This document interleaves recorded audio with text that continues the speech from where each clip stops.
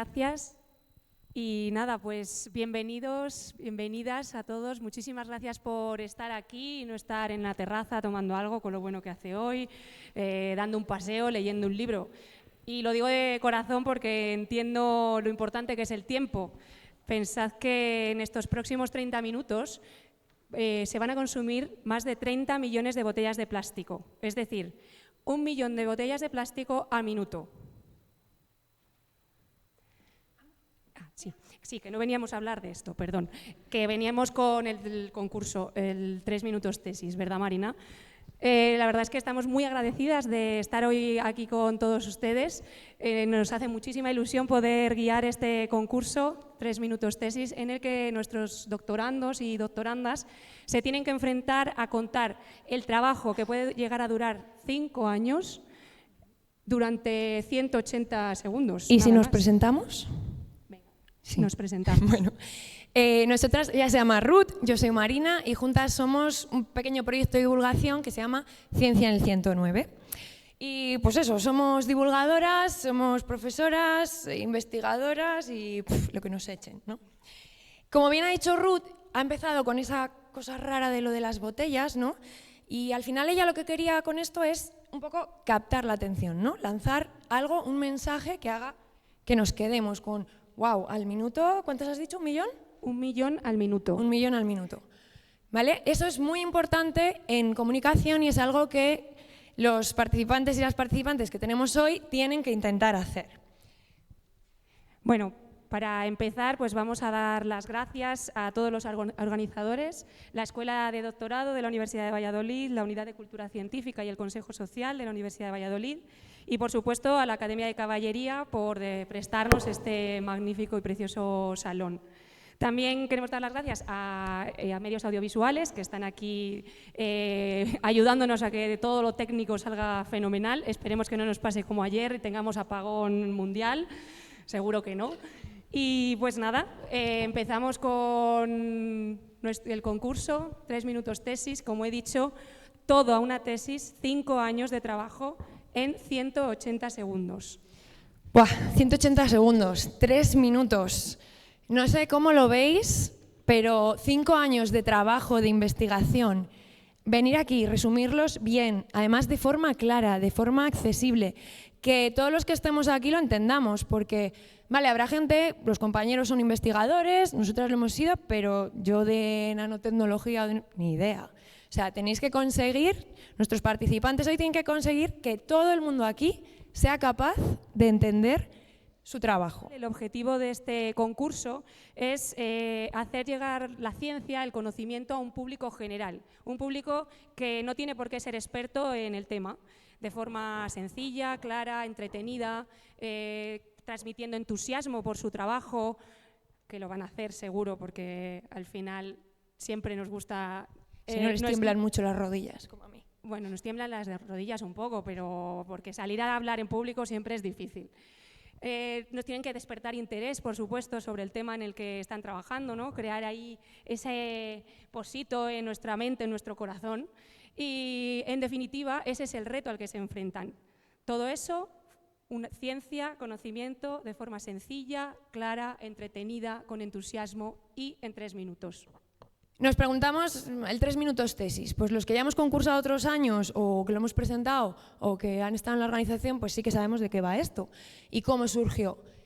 Pero para los que no, pues os lo contamos. Este concurso surge en la Universidad de Queensland en 2008, en Australia, con el objetivo de fomentar la divulgación y de acercar la ciencia que se hace en las universidades, que muchas veces tenemos compañeros al lado o vecinos de nuestro edificio que están investigando y no tenemos ni idea.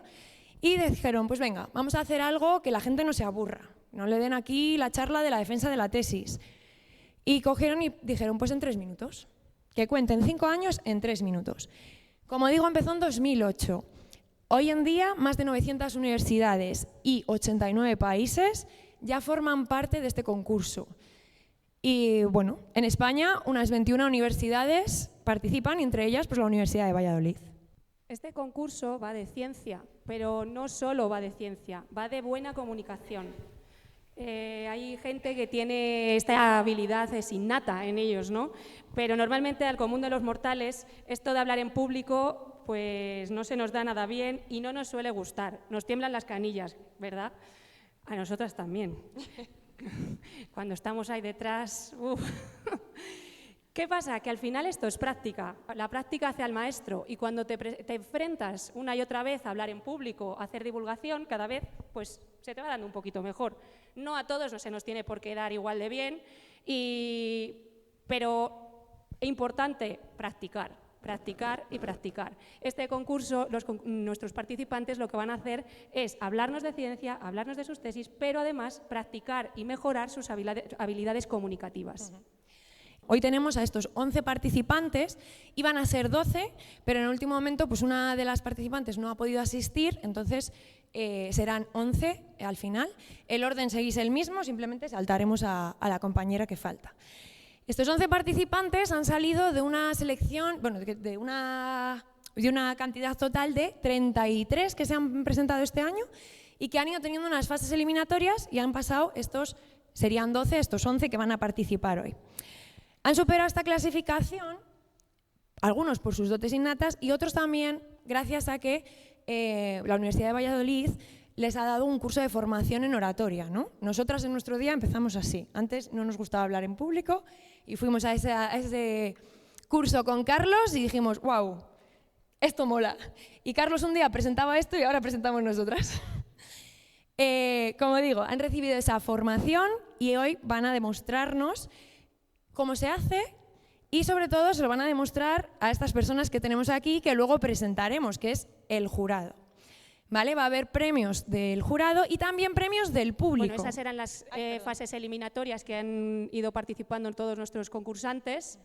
Y bueno, tenemos, como ha dicho Marina, un premio de público. Todos y todas, cuando habéis entrado, habéis tenido que encontrar una entradita así. A ver, todas las entraditas así para arriba. Bien, que todo el mundo tenga, porque si no luego no podéis votar, ¿eh? Aquí, como veis... Si alguno no tenéis, mirad debajo del culo, que igual os habéis sentado. No, a ver si que os por habéis ahí sentado. levantaban la mano sin entrada. A ver si os habéis sentado encima, tantas prisas por sentaros. En este cuadrito blanco, al final, luego lo recordamos de nuevo, habrá que poner el número del participante de la presentación que más os haya gustado. Y al final del concurso, pues pasaremos el cepillo para recoger vuestros donativos. ¿Vale? Donativos no, Ruth. Ah, que eso es en otro sitio, sí. Los donativos no, los votos del público. Sí. Vale, ¿cómo va nuestro jurado a valorar a los participantes? Pues bueno, ellos tienen esta rúbrica que tenemos aquí, como decíamos antes, van a valorar esas características que nos ha comentado Ruth al principio, esas habilidades de comunicación, de contenido, de implicación personal, cómo están viviendo ellos esta presentación, si se creen lo que están contando o no. Y luego habrá un ratito de recuento para ver, y aprovecharemos en ese rato a hacer vuestra votación. No os preocupéis de acordaros quién iba en el orden 1 o en el 2, porque al final tenemos la chuleta en la presentación, ¿vale? No os preocupéis. Vale, bueno, pues... Vamos a presentar al jurado, ¿no? Sí. Vamos a presentar al jurado. jurado. Bueno, sí decir que no son del mundo de la academia, del mundo académico de las universidades, ¿vale? Siempre es gente externa, profesionales en otros ámbitos, pues la comunicación, escritores, en este caso de militares, del ejército. Bueno, pues nuestro jurado en esta final que nos acompañan son Francisco Javier Calavia, teniente coronel en el Ejército de Tierra y anfitrión también en este precioso lugar. Muchas gracias. Luis Nicanor Pablo Díaz, antropólogo, filólogo y escritor. Gracias. Eva Moreno, presentadora y narradora. Muchas gracias. Angelines Porres, exdirectora del Conservatorio de Música. Y Fernando del Val, periodista y poeta. Muchas gracias a todos y a todas por compartir este día con nosotros y esperamos también que lo disfrutéis, por supuesto. Vale, reglas, para que las sepamos un poco todos. Los participantes y las participantes que suban aquí, pues van a tener en esta pantalla una diapositiva, solo una, estática, no vale movimiento. Y tendrá que apoyar lo que ellos están contando. Por otro lado, no pueden usar otros medios audiovisuales extra, no pueden poner músicas, ni vídeos, ni nada. No pueden usar complementos, no me subáis con un disfraz ni nada así, ¿vale? ¿Qué más? 3 minutos. Si nos pasamos de 3 minutos, vais a tener aquí el cronómetro, ya lo sabéis, que empezará a contar cuando ellos empiecen a hablar o a moverse. Si os pasáis los 3 minutos, descalificados, ¿vale? Así que no os la juguéis. Luego, las presentaciones tienen que ser habladas, no valen poemas, no valen raps. La presentación, bueno, lo que lo he dicho antes, ¿no? Cuando empieza a hablar o a moverse. Y por último, lo que decida nuestro jurado no se puede discutir.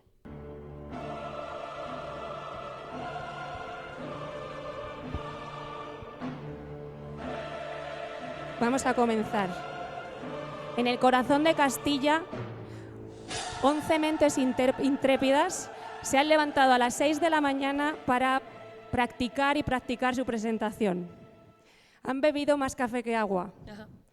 Han superado, no entra por scope, la revisión número 1, 2, 3, 25. Años de bibliografía. Que sí, adopto para esta revista, la mando, revísalo, rechazada, vaya por Dios. Y ahora llegan aquí y se enfrentan al reto de verdad, resumir 5 años en 3 minutos, sin tecnicismos, que eso es importante, los de que trabajamos en ciencia a veces no sabemos adaptar nuestro lenguaje, y con el tic-tac detrás. 11 doctorandos, una final. Solo la claridad les ayudará. Felices 3 minutos de tesis y que la ciencia esté siempre de vuestra parte.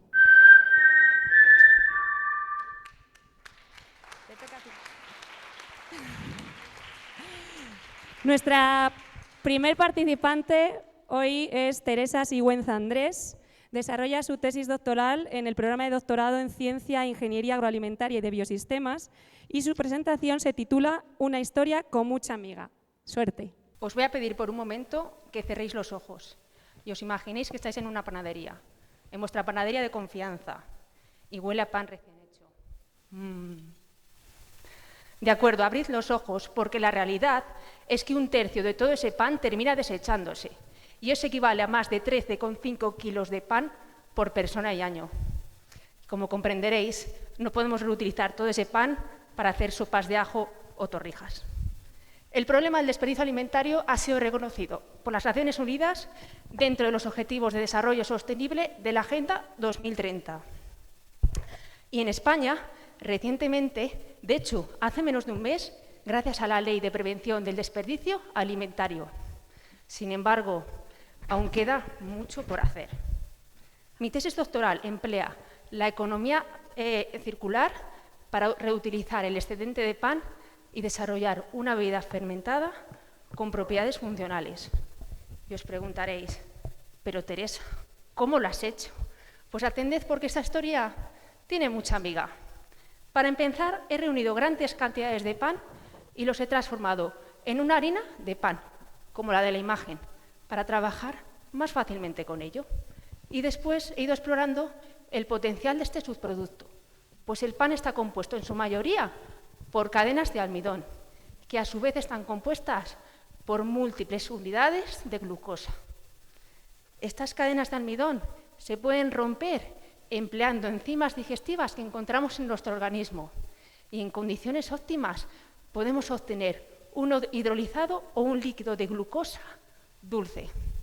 La segunda etapa es el proceso de fermentación, para el que he utilizado bacterias acidolácticas, como las del yogur, que ayudan a reducir el pH de mi bebida, evitando el crecimiento de bichitos patógenos, y también microorganismos probióticos que proporcionan beneficios para la salud.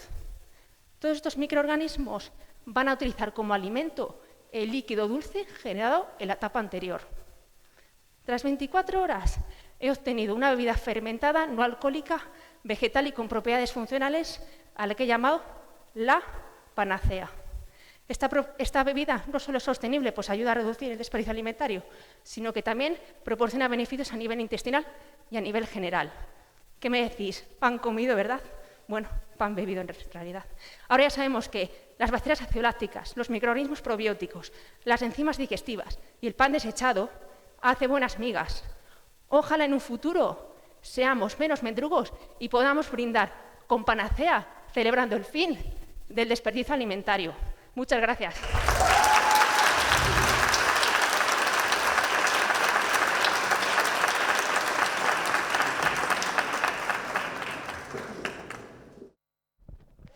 No sé, Hola, hola, sí. No es a vosotros, pero a mí no me ha dado tiempo a repasar lo que tenía que contar. Muy bien, impresionante, Teresa. Vale, nos ha contado Teresa un poco sobre su tesis, pero claro, ¿qué es esto de una tesis? Pues una tesis al final no es solo... Mucha gente que no nos gusta a los doctorandos y doctorandas, no, está estudiando, a ver cuándo vas a ponerte a trabajar. No, la tesis es un trabajo, y un trabajo que es verdad que es a media jornada, 12 horas o más al día, y que precisa mucho esfuerzo, fines de semana, formaciones, cursos, congresos, estancias, papers, leer montañas y montañas. Yo todavía tengo algunos que no están ahí impresos, pero no los he leído. Luego escribir los tuyos, que, ojo, todo esto para llegar al final a ese gran momento de defender tu tesis delante de un tribunal, ¿no? Como hoy aquí delante de un jurado, pero claro, un tribunal que va a decidir si todos esos años de investigación tienen la calidad suficiente o no para que recibas el título de doctor. Uf, complicado, ¿no? Bueno, ¿cómo va el jurado? ¿Bien? Vale. Y nada, simplemente, ¿en qué se investiga? Hoy vamos a ver ejemplos de muchos campos, pero se investiga en todas las ramas de la ciencia, en todo lo que nos podamos, en todas las ramas del conocimiento, perdón. Hoy tenemos por ahí algún lingüista, creo, ingenieras, creo que hay educadores, químicos, iremos viendo, ¿no?, en sus presentaciones. Si estamos listos por allí, vamos a descubrir entonces de qué trata la tesis de nuestra siguiente participante. Es el turno de Alba Margazo Manchón. Desarrolla su tesis en el programa de doctorado del uso y conservación de sostenibles sistemas forestales, y su presentación se titula Las bacterias aliadas invisibles de la trufa.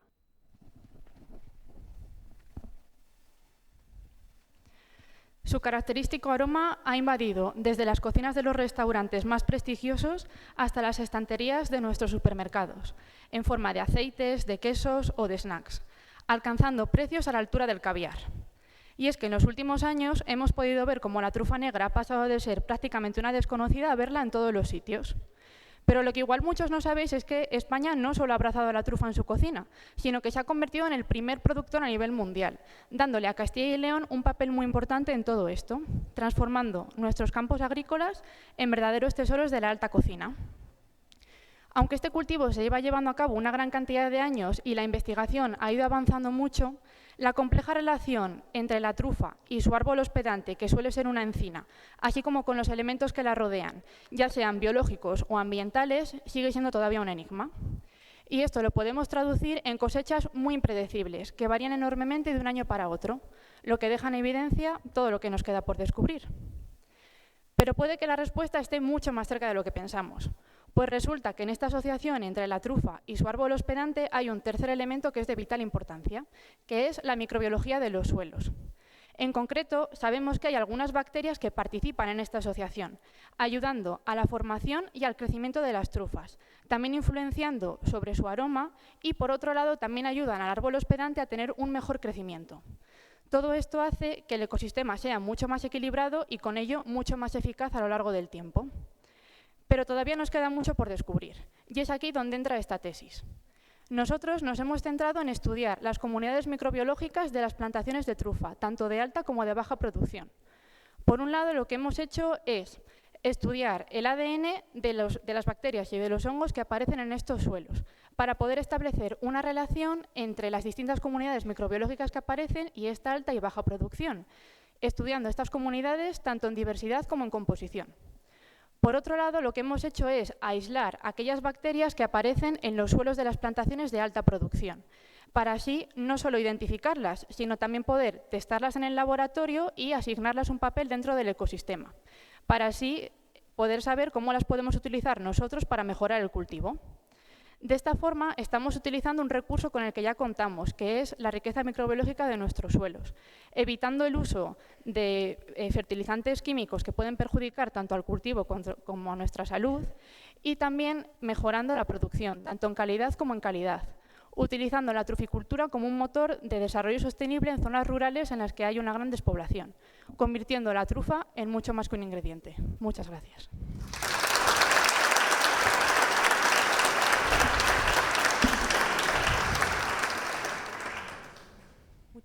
Gracias, Alba.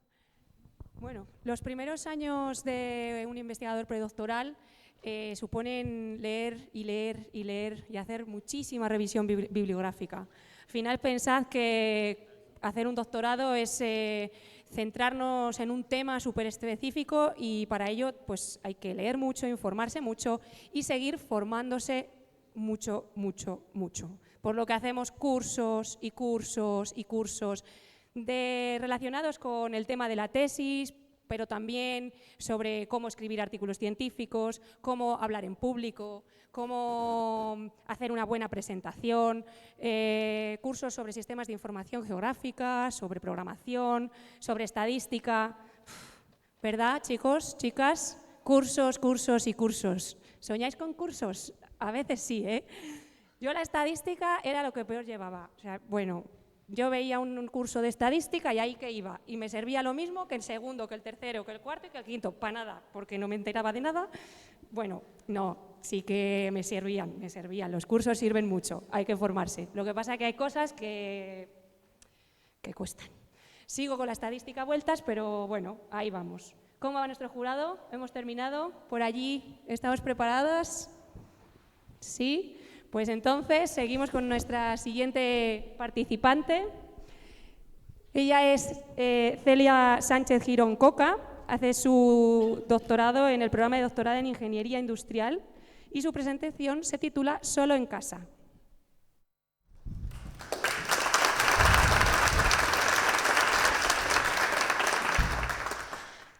Mamá, papá, no están.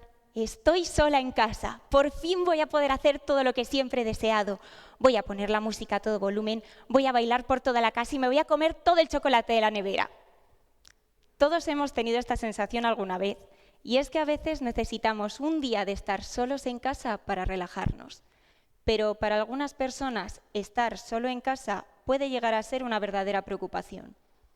Esta es una foto de la casa de mi tía, en la que hemos pasado tardes enteras tomando café, jugando al chinchón y que por nada del mundo le gustaría abandonar. El otro día mi tía se tropezó y por suerte mis primos estaban allí para ayudarla. Pero ¿qué habría pasado si no hubieran estado? ¿Qué ocurriría si tiene un accidente y no hay nadie para ayudarla? El principal accidente que sufren las personas mayores de 65 años son las caídas. Y en España, casi el 70% de las personas de tercera edad que se caen en sus domicilios no pueden levantarse por sí mismos. A raíz de estos accidentes, cuando alguien mayor se cae, no solo se rompe físicamente, sino que también se rompe un poco la confianza en su propia capacidad de estar solos. Mi tesis busca crear un ecosistema inteligente para ayudar a las personas mayores en sus hogares, para que no tengan que abandonarlos. Este ecosistema se basa en dos pilares. Por un lado, sensores que monitorizan la actividad del usuario y por otro lado, robots con los que el usuario puede interaccionar mediante juegos, ejercicios o incluso manteniendo una conversación. Y de la misma forma que el usuario puede interaccionar con el robot podrá interaccionar con el usuario ante una situación de peligro. Y en esto se centra mi investigación, en implementar un sistema de navegación, detección de caídas y aviso ante emergencias en un robot social. Por ejemplo, si el sistema de sensores detecta que una persona lleva varias horas caída en el pasillo, puede que haya sufrido un accidente. En este momento, el robot realizará un recorrido por toda la casa y mediante técnicas de visión e inteligencia artificial determinará si la persona se ha caído para así avisar a los familiares. Este sistema detecta caídas con más de un 90% de exactitud y ya se están realizando pruebas para implementarlo en hogares reales. Pensad en ese familiar. Pensad en ese momento en el que tenéis que elegir entre abandonar todos vuestros recuerdos por ganar seguridad. Pues hoy os ofrecemos una solución. Con este sistema, las personas mayores ya no tendrán que elegir entre vivir protegidas en una residencia o hacerlo en su propio hogar. En definitiva, queremos que personas como nuestros abuelos, nuestros padres, nosotros en un futuro o como mi tía puedan estar seguros solos en casa. Muchas gracias.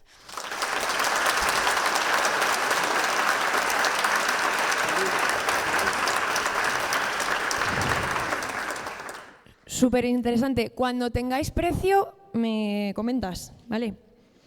Bueno, pues vamos con otra cosa del mundo de los investigadores predoctorales. la comunicación entre científicos y científicas. Para los que no sois de este mundo, la forma que tenemos de comunicarnos es a través de esos famosos papers o artículos científicos para el resto del mundo, ¿no?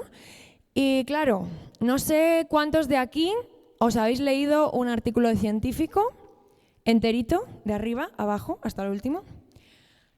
Menudas palabras. O sea, hay veces que hasta siendo investigadores nos cuesta comprender lo que están contando.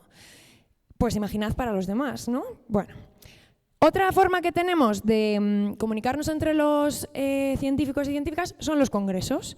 Además de los cursos que bien ha dicho Ruth, durante la etapa del doctorado vamos a congresos y allí pues compartimos con otros expertos de nuestro campo lo que nosotros estamos haciendo y aprendemos de esos expertos. Sobre todo, vamos solo por aprender, ¿verdad? Las cañas y las cenitas de después y el final del congreso, eso es todo mentira. ¿Estamos por aquí, jurado? Vale. Lo que digo, todo mentira, vamos solo por aprender. Y fijaos si os hablo de esta dificultad a veces cuando nos expresamos, que muchas veces vas a un congreso de lo tuyo y claro, sale ahí a hablar el pope en tu tema y dices, yo no sé nada de mi tema. O sea, porque llega un momento que incluso sabiendo del tema podemos perdernos porque la ciencia es muy, muy amplia. ¿Estamos? ¿Sí? Perfecto. Pues vamos con la siguiente participante. Tenemos a Alba Torres Arribas en el programa de doctorado en Química y su presentación se titula Filtrando el futuro.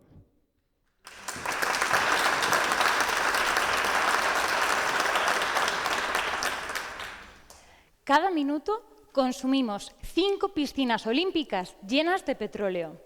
Y no lo digo yo, lo dice la Agencia Internacional de Energía, cuyo pronóstico para este año tampoco es mejor que el del anterior.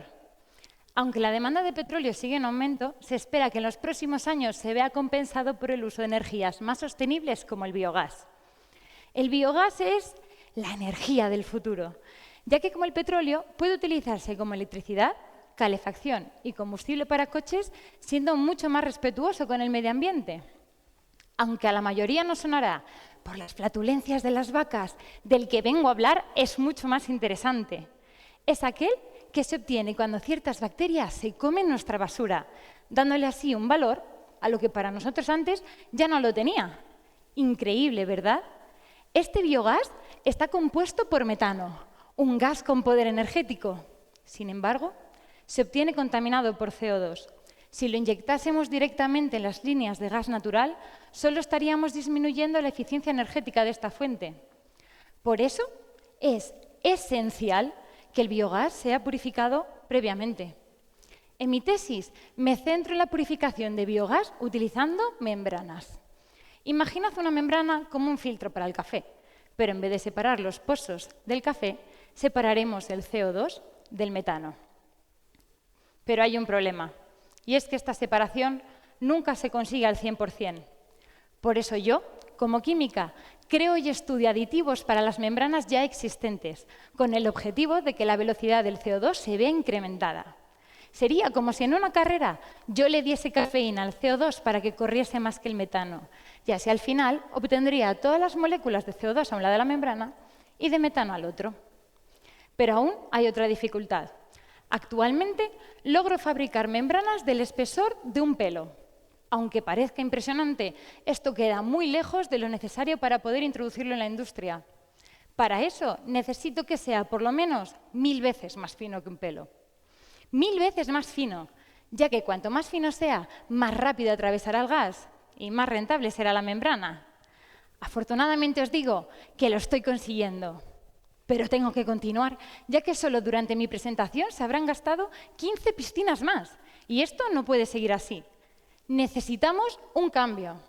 Las membranas son la respuesta. Son las que filtrarán la energía del futuro. Muchas gracias.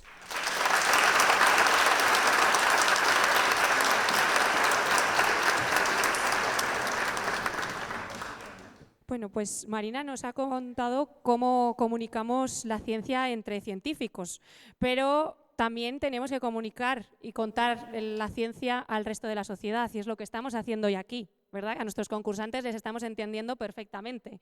¿Por qué? Porque están haciendo divulgación científica. La divulgación científica es fundamental, es básica para hacer accesible el conocimiento científico a toda la sociedad, a cualquier persona, aunque no tenga una experiencia en el tema o no tenga un conocimiento previo relacionado. La divulgación científica ayuda a combatir la desinformación, nos hace personas más críticas, nos hace pensar. Cuando alguien explica algo de forma clara, concisa, precisa, con rigor, pero que de forma que se entienda, a todos y a todas nos hace reflexionar sobre ese tema, nos hace tener curiosidad, nos hace incluso ir a buscar más información por nosotros mismos, ¿verdad? Eso es lo que hace la divulgación científica y eso es lo que necesitamos hacer para llegar a toda la sociedad. Porque la ciencia que no se cuenta, al final no cuenta. Como ya tenemos a nuestro jurado listo, porque van rapidísimos, también tenemos a nuestro participante preparado, así que vamos allá. Nuestro siguiente concursante es Alfonso Santos Gargallo, desarrolla su tesis en el programa de doctorado en Español, Lingüística, Literatura y Comunicación y su presentación se titula Los reinos cinematográficos. Suerte.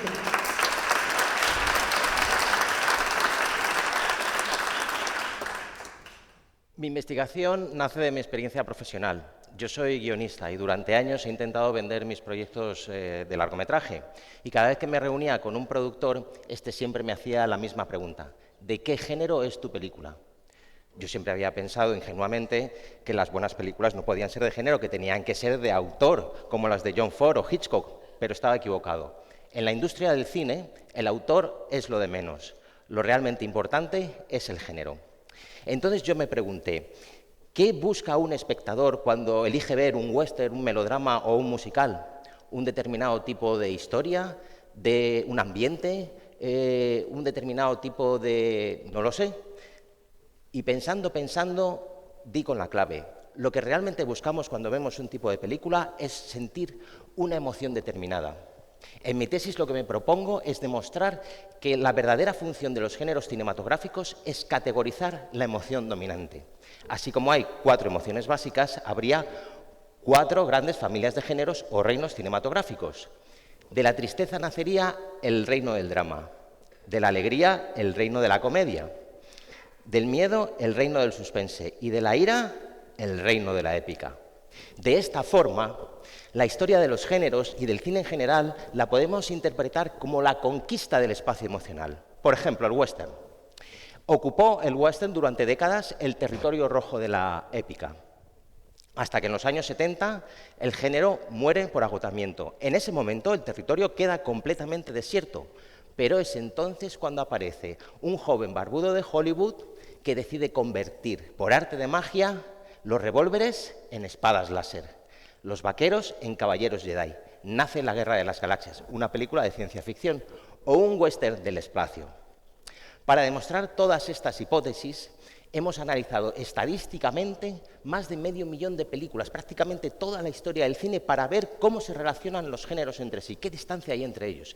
Y lo que hemos visto es que efectivamente el western, la ciencia ficción, pero también las aventuras, la fantasía, las películas de acción en general, forman una constelación dominada por la ira de los personajes. Es el reino de la épica.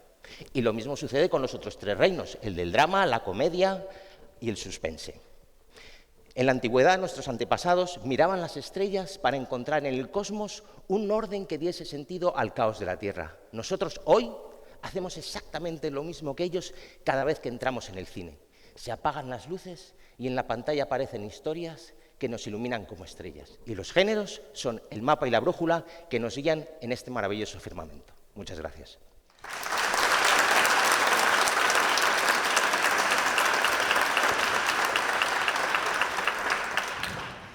Bueno, y como bien ha dicho Ruth, ¿no? Nos hablaba de esa comunicación al público en general, no al mundo científico. Y al final, lo más importante de esa comunicación es el conectar, ¿no? el enganchar, el tocar un poco pues, la emoción, ¿no? Este año no sé si hay alguno, pero otros años en los 3MT siempre hay uno que habla de niños con los corazones rotos y ya todos, ¡ay! Entonces ya tenemos poco que hacer con ellos. Pero claro, ¿dónde está la clave? La clave está en saber bien, en conocer bien a quién le estamos contando las cosas para poder conectar con esa persona. Una anécdota. No sé si conocéis por aquí el juego del código secreto. Es un juego en el que hay un montón de tarjetas con palabras y el jefe del equipo tiene que decir pues, una palabra y cuántas tienen que vincular con ella. Y yo me acuerdo un día jugando con mi grupo de amigos que digo, va, clarísimo, carrera 5. Para mí, carrera era universidad, grado, estudiar, pero para el resto de mi equipo era correr, coches, motos, total, que perdimos. Así que lo importante, ya sabéis, conoced a vuestro interlocutor. Vamos con la siguiente participante, que nuestro jurado va tan rápido que no nos dejan ni contar. Le toca el turno a Sara López Vázquez, que hace el doctorado en el programa de doctorado en investigación biomédica, y el título de su presentación es Madres, no dejéis de brillar.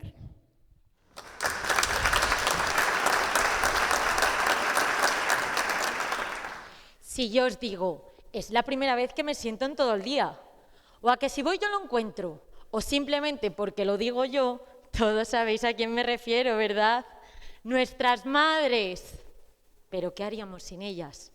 En el cerebro existen unas células que actúan como las madres de las neuronas y se llaman astrocitos. Quedaos con el nombre.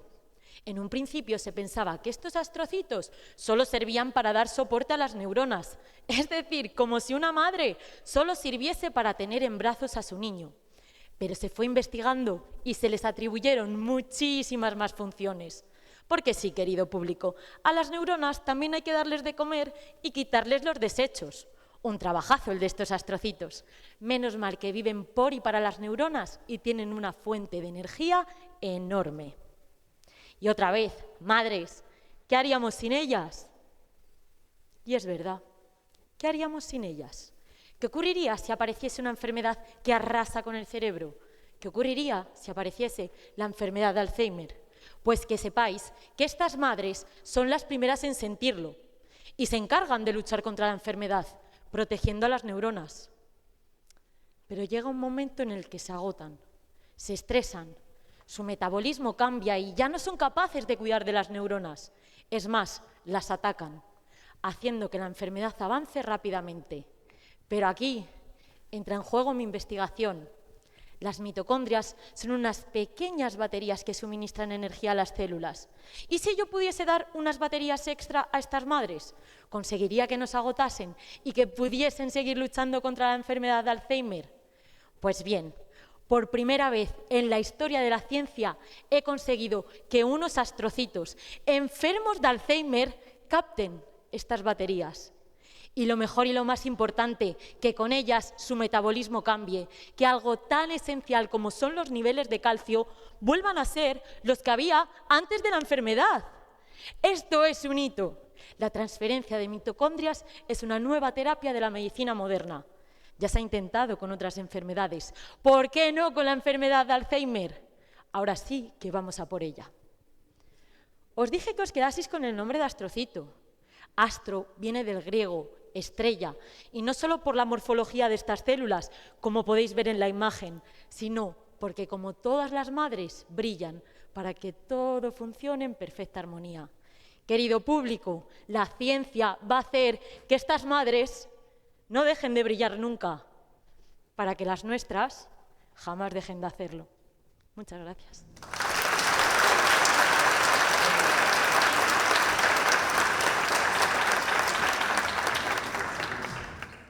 Bueno, pues seguimos con la divulgación. ¿Por qué creéis que muchas veces el conocimiento científico no tiene el impacto que debería?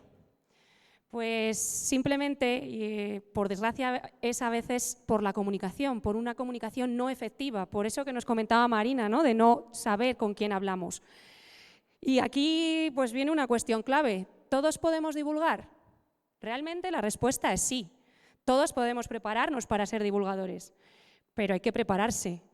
Y sí que es cierto que también hay que tener unas ciertas cualidades comunicativas que te permitan pues, ponerte aquí en un escenario y que no te dé vergüenza hacer el ridículo a veces, ¿no? Que no lo hacemos, pero bueno, que si hay que echarse unas risas, nos las echamos todos también. Entonces, bueno, pues que yo os animo a todos y a todas que si queréis ser divulgadores, pues simplemente hay que, como hemos dicho, formarse y practicar. Y todos podemos, y por supuesto, leer, leer y leer. Y seguimos con nuestra siguiente participante. Él es Adrián de la Fuente Ballesteros, desarrolla su tesis en el programa de doctorado en Química y su presentación se titula ¿Quién es quién? Suerte.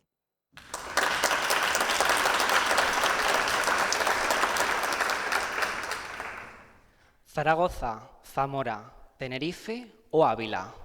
Podrían ser perfectamente 4 destinos donde pasar un fin de semana, pero tienen algo más en común. Todos han sido escenarios de incendios devastadores en los últimos años.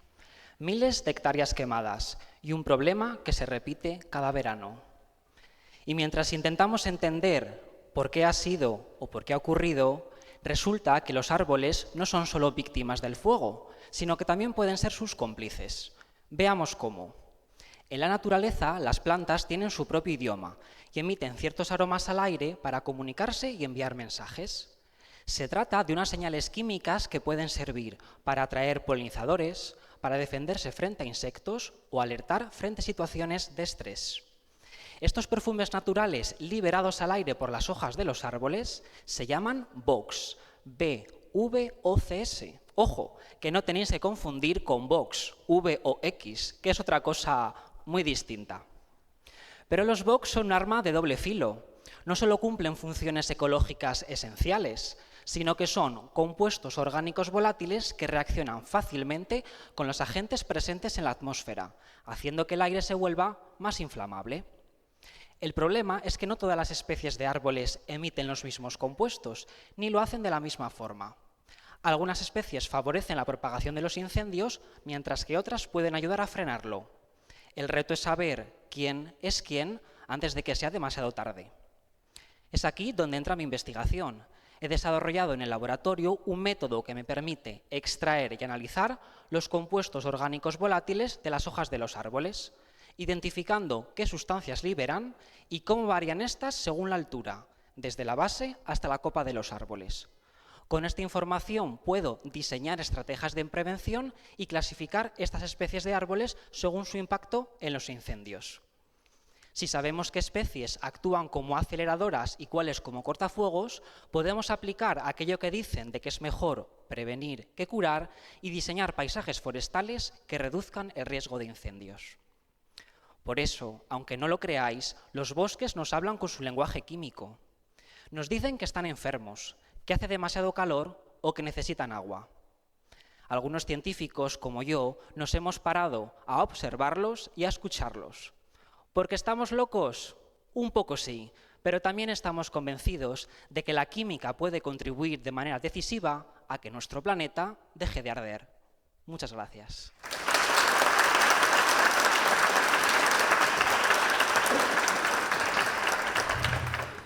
Bueno, un tema interesante. Bulos y desinformación. Claro, estamos hablando aquí hoy de comunicar y de la divulgación. ¿Pero todo lo que se divulga es ciencia? Pues no, obviamente no. Al final la divulgación científica está basada en evidencias, en investigaciones, en hechos ampliamente estudiados. Y tenemos hoy en día muchos medios en los que podemos divulgar esa ciencia, pero también corremos el riesgo de que se utilicen esos medios para soltar los bulos. Ejemplo también muy claro. Si vais a hablar a un científico, vemos vídeos de TikTok, por ejemplo, el científico siempre dirá, los resultados sugieren, nuestros resultados apuntan a qué, creemos que. En cambio, aquellos que no están haciendo ciencia sino pseudociencia dirán, esto es 100% así porque lo he visto en TikTok. Pues bueno, ¿estamos por aquí, jurado? ¿Sí? Seguro que nuestro siguiente participante no lo ha visto en TikTok, lo que nos va a contar. Se llama Pablo Jurado Casado, hace su tesis en el doctorado en Química Química de síntesis, catálisis en materiales avanzados, y su presentación se titula Nanocars, del laboratorio a la meta.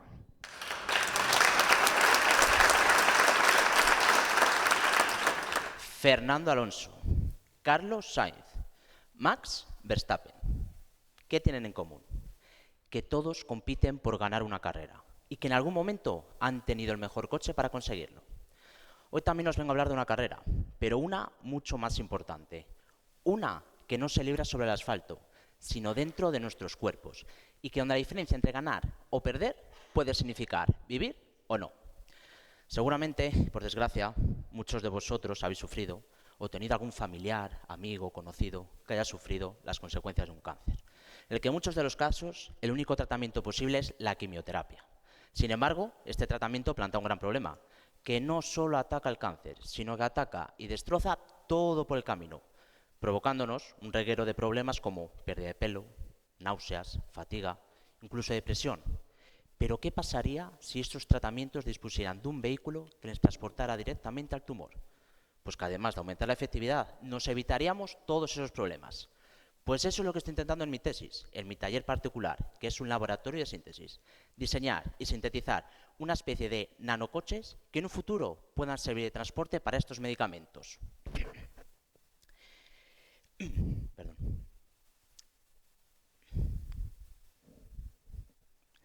Y todos sabemos lo que es un coche, pero eso de nano, ¿qué significa? No es por Fernando Alonso. Decimos que algo es nano cuando tiene un tamaño de unos pocos de nanómetros.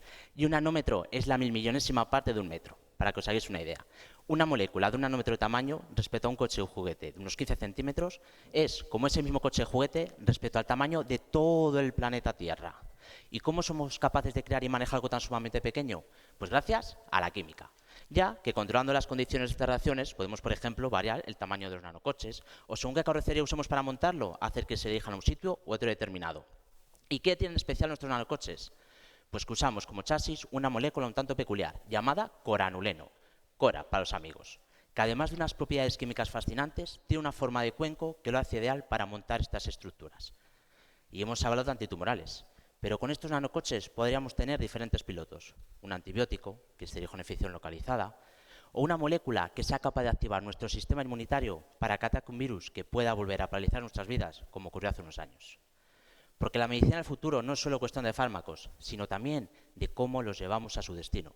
Y por eso yo sigo en mi taller, trabajando para ganar la carrera que de verdad me importa.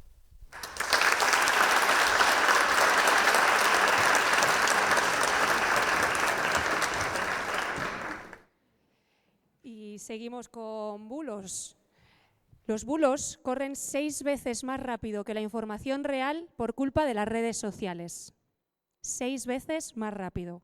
Los bulos son fáciles de crear, son muy veloces y se expanden a millones de personas en solo unos pocos segundos. Fijaros, aquí he puesto unos ejemplos mismamente de ayer. Ayer, sin tener electricidad, sin tener wifi y sin tener datos, los bulos corrieron como la pólvora. Tuvimos un apagón porque vinieron los extraterrestres, porque Putin hizo no sé qué, porque una IA rebelde se enfadó con España y con Portugal.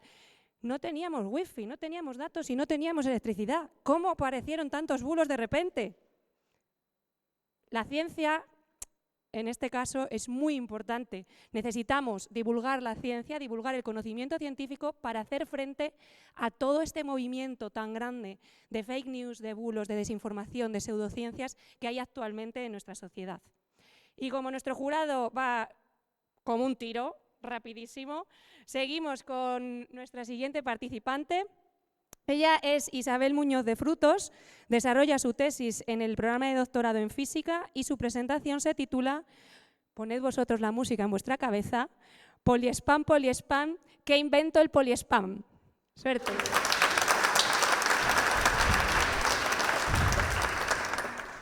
Imaginad que os llega un paquete a casa y al abrirlo encontráis vuestro nuevo televisor en perfectas condiciones. O pensad en un picnic, donde vuestras bebidas se mantienen frías dentro de una neverita.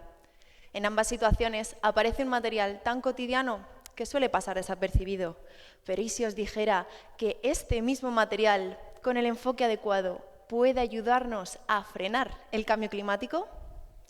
Hablo del poliestireno expandido, o como lo conocemos en el día a día, el poliespan. ¿Qué invento? El poliespan. Está en los cascos de bicicleta, en las bandejas del supermercado, en los embalajes y hasta en las tablas de surf. Pero la aplicación que más nos interesa hoy es su uso como aislante térmico. Veréis, más de la mitad de la energía que consumimos a nivel mundial es destinada a la climatización de hogares y edificios. En España, por ejemplo, se estima que de cada 10 edificios, 8 son energéticamente ineficientes, lo que se traduce en un mayor consumo energético y, por tanto, más emisiones de CO2, acelerando así el calentamiento global. Pero es aquí donde el poliespan entra en juego. Este material es una espuma formada por una fase sólida de poliestireno al que llenamos de miles de pequeñas burbujas de aire, llamadas poros, que le confieren propiedades como resistencia mecánica y capacidad de aislamiento.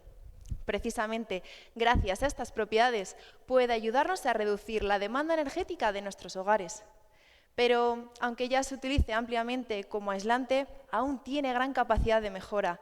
Le falta ser más eficiente, le falta ser sostenible. Y esto es justo lo que investigo en mi tesis. En el laboratorio, diseño espumas de poliestireno para convertir al poliespan en su mejor versión. ¿Y cómo lo hago? Pues primero, ajustando su química para hacerlo más resistente y duradero. Y segundo, optimizando su estructura y el tamaño de sus poros para reducir la cantidad de material necesario sin perder eficacia. Mis primeros resultados ya muestran que con ciertos cambios en su estructura y composición podemos obtener un material más ligero, resistente y un mejor aislante térmico. Así que, cuando dé con la fórmula perfecta y lo llevemos al mundo real, podremos diseñar a medida nuestra propia casita de poliespan, perfectamente aislada, eficiente y respetuosa con el planeta. Con esto no solo tratamos de mejorar un material, sino de dar respuesta a uno de los grandes retos de nuestro tiempo, el cambio climático, partiendo de algo tan fundamental como es el aislamiento de nuestros hogares. Así que, la próxima vez que os crucéis con este material, al abrir un paquete o al rascar una pared, pensad en toda la ciencia e innovación que hay detrás de él. Y seguro que, como yo, acabaréis diciendo que invento el poliespan. Muchas gracias.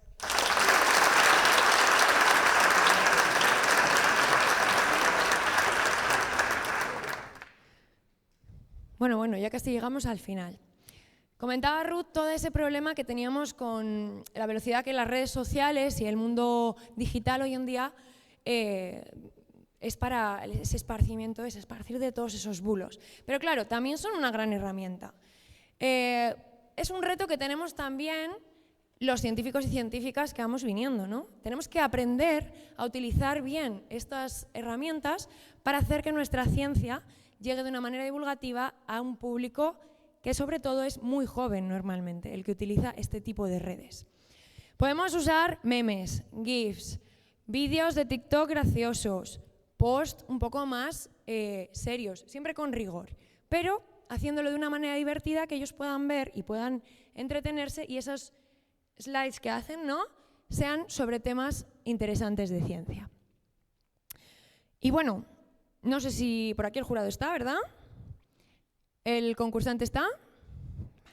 Pues vamos con nuestro siguiente concursante, ya el penúltimo, y tenemos a Víctor Manuel Navarro Poncela, que desarrolla su tesis en el doctorado en filosofía y su presentación se titula El tic-tac silencioso de la educación.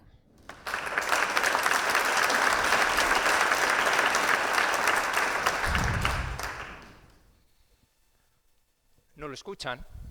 En espacios educativos, como esta academia, el silencio se hace insoportable.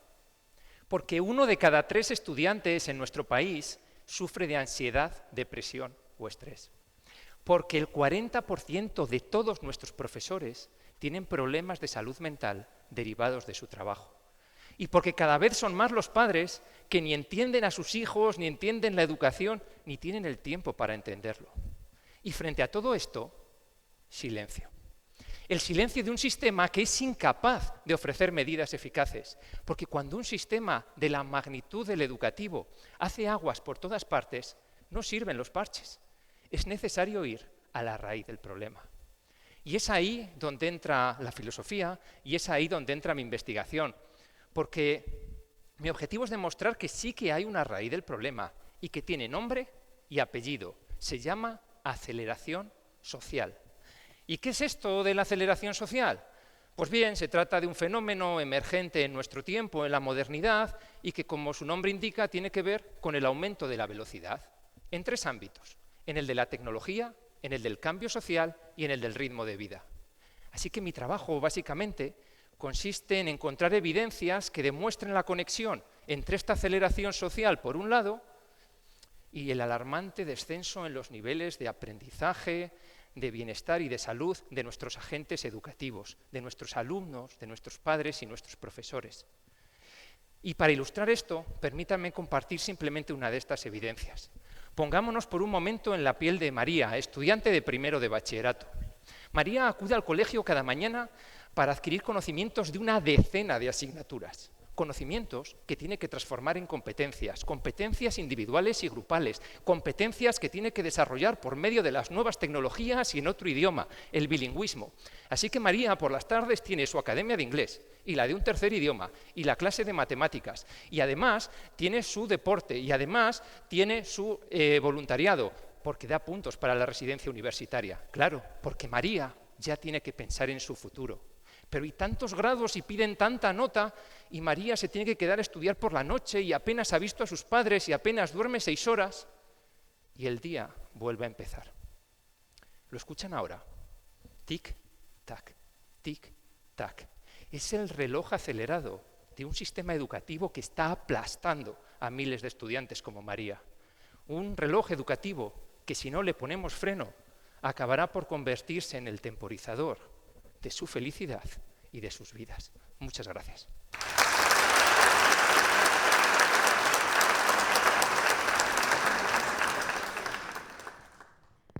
Bueno, pues esto ya se va terminando, o igual que las tesis, que también se acaban. ¡Bien!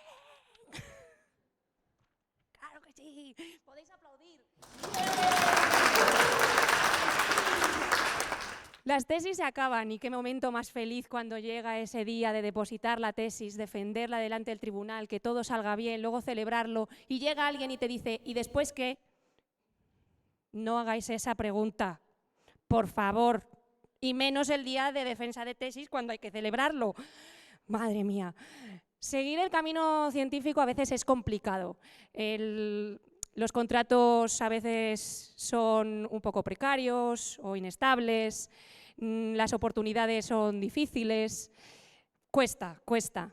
Sin embargo, esto sobre todo lo digo a vosotras y vosotros, cuando se hace un doctorado, cuando se hace una tesis doctoral, se adquieren unas habilidades que a veces nosotros no nos damos cuenta de lo importantes que son, pero que son muy valiosas y se tienen muy en cuenta, no solo en el mundo académico, sino también fuera.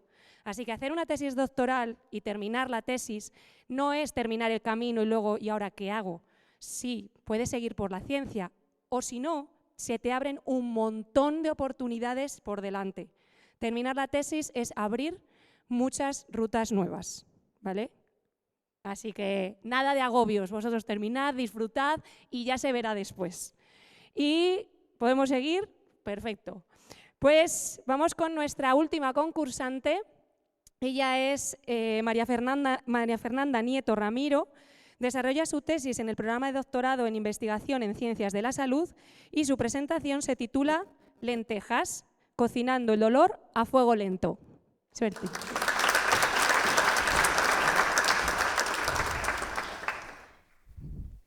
Imaginad una hoguera a la que si le echamos mucha leña se afogonaría y si no le prestamos atención se extinguiría. Y es que el fuego exige de cuidado y tiempo. Y en torno a este fuego nos reunimos 2 profesionales de la salud todas las semanas con diferentes grupos de personas que tienen dolor crónico. Y ahora entran las lentejas, que si quieres las comes y si no, también. El dolor crónico son lentejas, no lo puedes elegir. Es lo que te ha tocado y tienes que vivir con ello. Y es importante que el dolor no queme, porque si no, no hay paciente, profesional ni ciencia que lo soporte. Y es que si nos queman las lentejas, cuando las vamos a comer, amargan, igual que el dolor, que puede llegar a amargar la vida. Y si las lentejas se quedan crudas, mejor no vamos a hablar de la crudeza de una vida con dolor. Y este es mi trabajo. Mi investigación se centra en ver cómo podemos cocinar esas lentejas para aliviar el sufrimiento de las personas con dolor. Y esto no implica técnicas de cocina de vanguardia, con grandes técnicas o fármacos milagrosos, sino implica una cocina tradicional, como la de la abuela, con ingredientes sencillos y tiempo. 2 tazas de actividades significativas desde la terapia ocupacional. Un chorrito de psiquiatría antropológica que nos permite conocer al ser humano desde su condición trascendental y que sabe que el ser humano no es nada en soledad. 2 cucharaditas de neurociencia, concretamente neurofenomenología, que nos permite comprender la vivencia. Y un pellizquito de oxitocina, mediadora del lenguaje y la intimidad. Y remover con palabras, que se mezclen las palabras, medicina narrativa. Y lo más importante, que el paciente agarre el cucharón por el mango y que sea él quien cocine su propio dolor. Y estaremos de acuerdo que cualquier comida, y también las lentejas, siempre nos saben más ricas cuando las compartimos. Porque no solo nos nutren, sino que también nos unen. Y unidos formamos los grupos deliberativos en la Unidad del Dolor de Valladolid, donde se pone en común la experiencia por sufrimiento doloroso, que será analizada con técnicas de investigación cualitativa y que exige a la investigadora que se sumerja para hacer una buena observación participante. Moraleja. Y os he contado este cuento para deciros que el objetivo de mi tesis doctoral es el desarrollo de un método de intervención terapéutica desde la terapia ocupacional en medicina del dolor. ¡Buen provecho!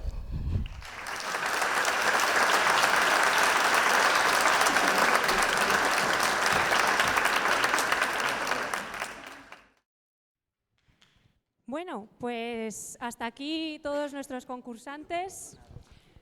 Un aplauso, por favor, para ellos, porque hemos tenido nivel. Enhorabuena a todos y todas. Vaya nivelazo nos habéis traído. Se lo habéis puesto difícil al jurado. Difícil. Sí, sí. Pero, llega lo bueno. Los premios. Recordad que el jurado da sus premios, pero todos vosotros y vosotras también. Tenéis ese papelito que veíamos antes. Es momento de votar por vuestro participante favorito, que más os haya impresionado.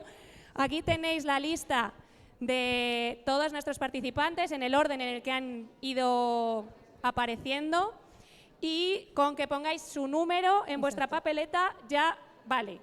En un ratito pues iremos recogiendo todas vuestras papeletas, ¿de acuerdo? Vale, bueno, pues estamos ahí, ¿no?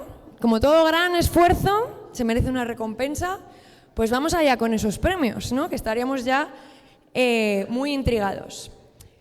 Vamos a empezar de abajo arriba y dejamos para último el mejor, que es el del público, porque lo habéis votado todos vosotros.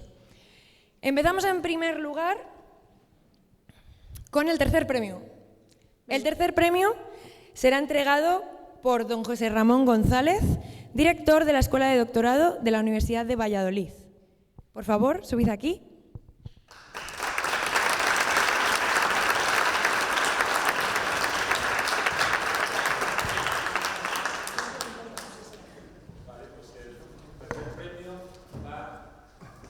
Para Alba Torres.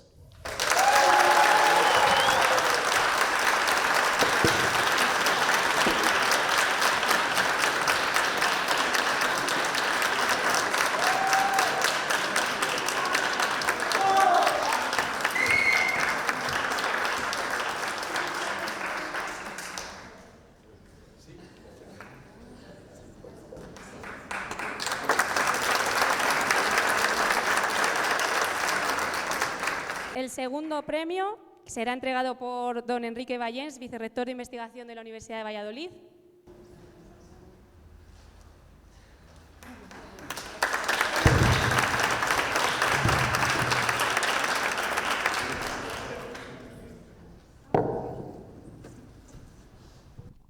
Pues el segundo premio es para Víctor Manuel Neván.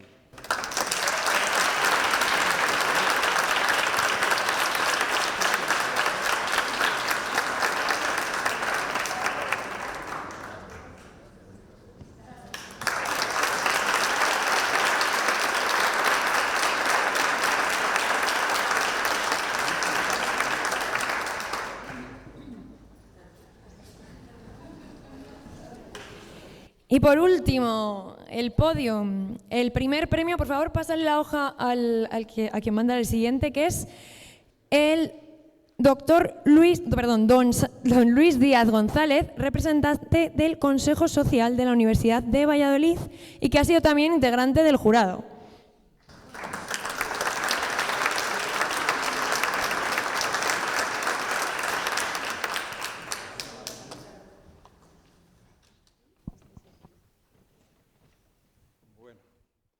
Y the winner is, que se suele decir, ¿verdad? El primer premio, Isabel Muñoz de Fruto.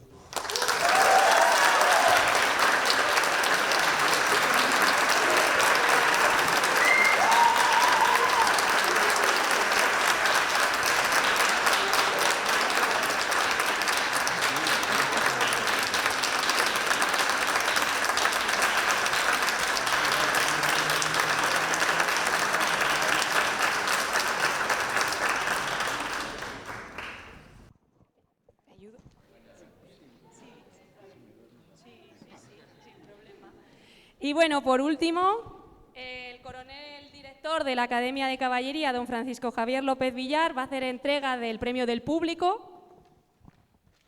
Aquí tenemos premio del público.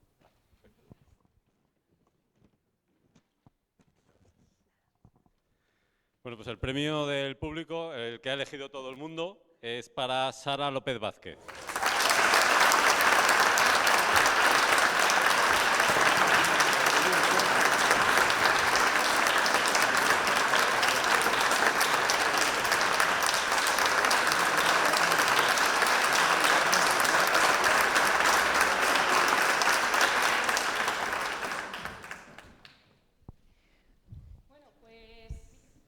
Hasta aquí este concurso. Como habéis visto, en solo 3 minutos por cabeza hemos conocido proyectos interesantísimos, hemos aprendido un montón de cosas, nos hemos divertido también, yo creo, ¿no?